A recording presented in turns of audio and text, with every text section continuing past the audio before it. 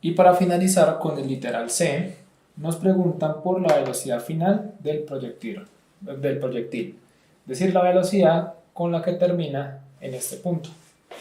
Debemos recordar que la velocidad tiene dos componentes, uno en el eje X y otro en el eje Y. Pues la velocidad en el eje X va a ser igual a la velocidad inicial en su componente X, que a su vez es igual a la velocidad inicial por el coseno de teta, el ángulo teta con el que fue lanzada. ¿Sí? En este caso es 0 grados.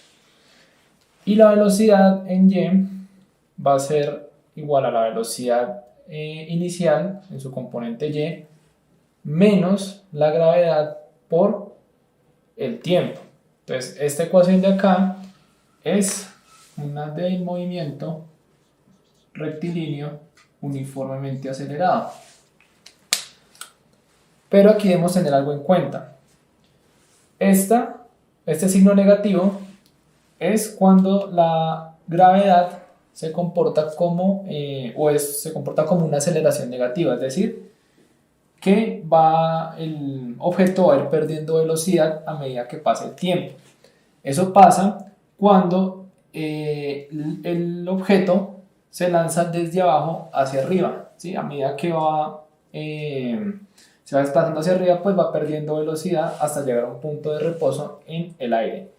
Y luego cuando va cayendo, la gravedad empieza a comportarse como una fuerza de aceleración, no de desaceleración, sino de aceleración, porque a medida que la pelota va cayendo, va ganando más velocidad. Como en este caso la pelota está haciendo un movimiento parabólico hacia abajo, la gravedad es una aceleración positiva y por lo tanto este signo negativo pasa a ser un signo positivo.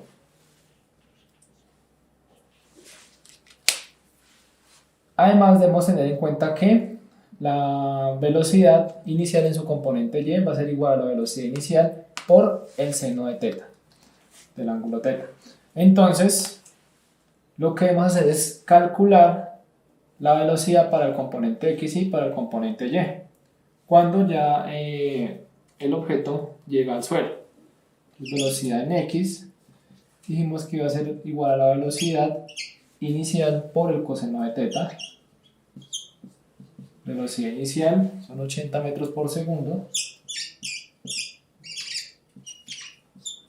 por el coseno del ángulo teta, que sería el coseno de 0 grados, es 80 metros por segundo.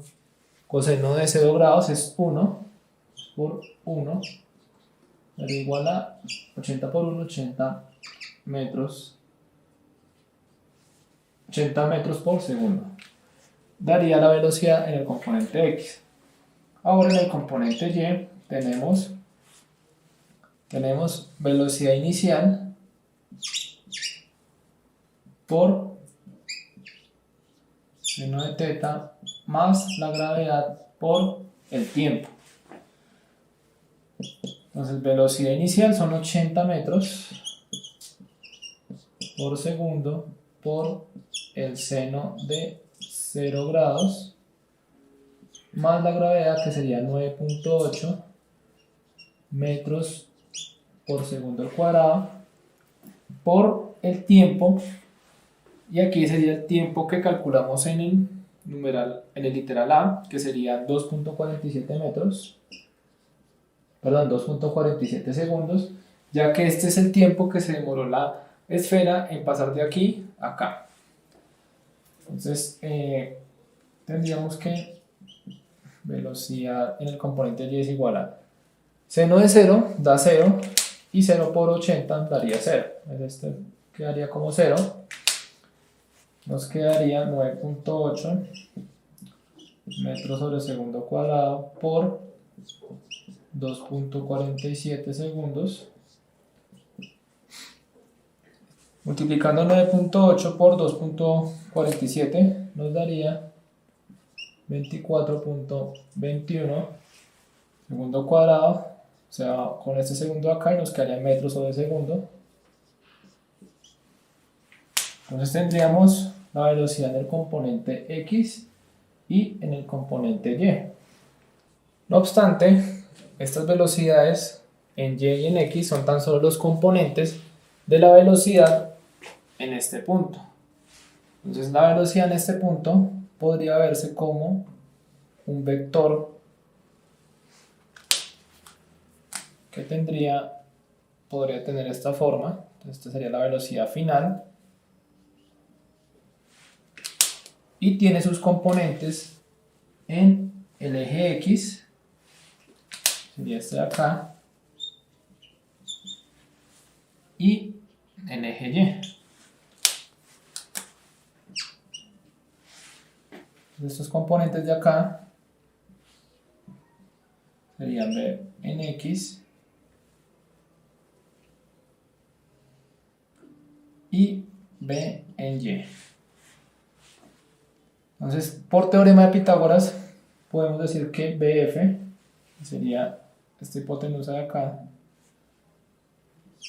la velocidad final, va a ser igual a la raíz cuadrada de Bx al cuadrado más By al cuadrado.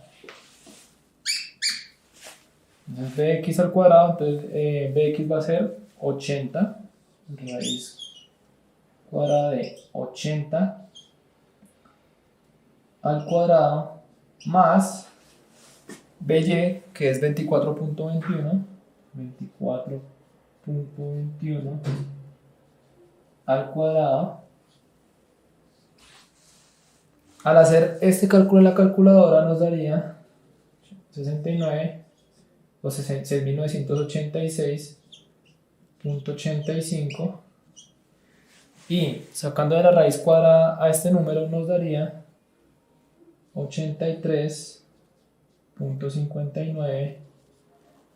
Como son velocidades, serían metros sobre segundo. Y esta sería la velocidad final.